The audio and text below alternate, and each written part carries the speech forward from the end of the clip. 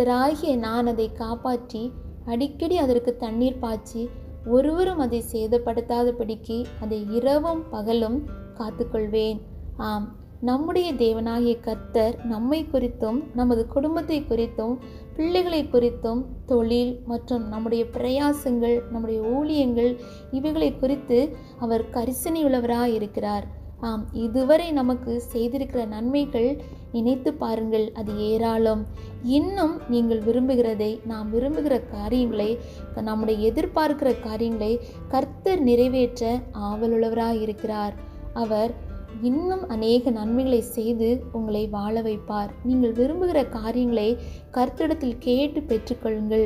ஆம், வேத வசனங்களை பிடித்துக்கொண்டு நீங்கள் முன்னேறி செல்லுங்கள். சோர்ந்து போகாதிருங்கள். பலவீனங்கள், பாடுகள், போராட்டங்கள் வரும்போது நீங்கள் சோர்ந்து போகாதபடிக்கு நம்மளை காப்பாற்றுகிற கர்த்தர் உண்டு, நமக்கு தண்ணீர் பாய்ச்சுகிற கர்த்தர் உண்டு, நம்மை சேதப்படுத்தாதபடிக்கு இரவும் பகலும் நம்மை காத்துக்கொள்கிற கர்த்தர் உண்டு. அவரை சார்ந்து கொள்ளுங்கள். ஜெயம் உண்டு. மகிமை தேவனுக்கே. ஆமேன்.